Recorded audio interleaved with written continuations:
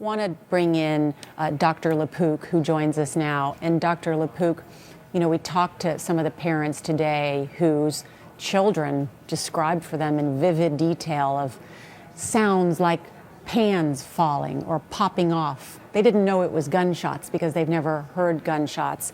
And one of the fathers said to me, they didn't want to tell them what happened because they were hoping that the media reports were wrong about the number of children dead. So how do you talk to children about what's happened today? Well, their world has been shattered, right? And not only their world, but the world of their parents. I mean, what's your job as a parent? To keep your children safe. Mm-hmm. So both of them are going through stress. They're going to go through immediate stress, where they're having a physical reaction, and then weeks and months later, there'll be the risk of post-traumatic stress syndrome.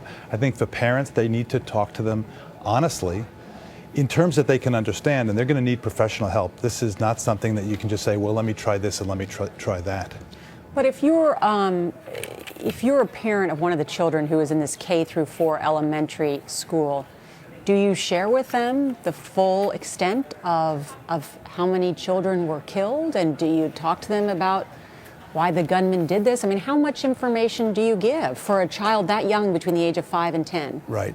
You know, it's very similar to when my son, Noah, was about that age when 9/11 happened, and we had to make the same decision.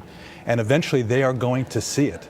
I mean, he wanted to see the picture of the planes going into the buildings. And so we sat down with him, better that he saw it with us, and we finally explained to him ultimately what children, you know, they still are at a stage where they're trying to make sense of the world, that the world is still safe for them. Mm-hmm. This terrible thing happened, a lot of bad things happened, but for them, the number one thing is to say they are safe and that bad things can happen, and then eventually you're going to have to deal with the long-term effects of it, which could be quite substantial. And so those are the children inside the school who, according to accounts we heard today, all heard on the PA system cursing and who knows what else they heard. They heard gunshots.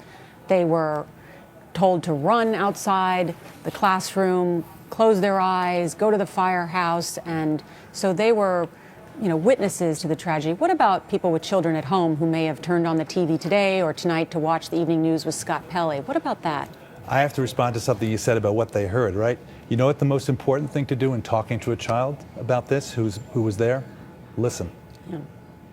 First thing you do is listen to what they heard, and before you start going through all of these ideas of what you think they should hear and what you think you should say, listen. You know, kids at that age, they have a lot of ability to process things, but they can't put it in the context of the world and of previous events and in terms of perspective of what's happened in past years, past disasters. So the first thing is, what did they see?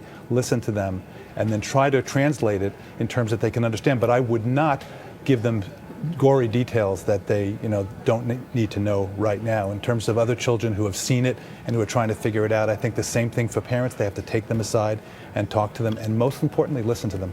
And what we're seeing across the country is public schools, private schools are taking the first step. They are reaching out through the email blast that they send to parents, that they do their regular communications on, saying, as the news of this expands, your children are going to hear it. They're going to hear it in the ether, passing by a TV. Their friends may tell them.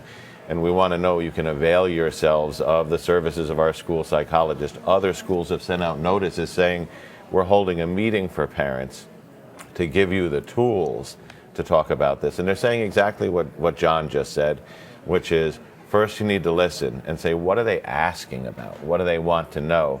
And then you need to be honest, but again, not to get into graphic detail. The layers of victimology here are going to be stunning, because what you have at ground zero is you're going to have to start with the children. It's not just what they saw and what they heard, but there's going to have to be the explanation of all their classmates who aren't coming back. But that'll extend to the teachers, survivor's guilt, first responders, everybody who came into firsthand contact with this, and then other kids around the country. All right, Dr. LaPook, thank you.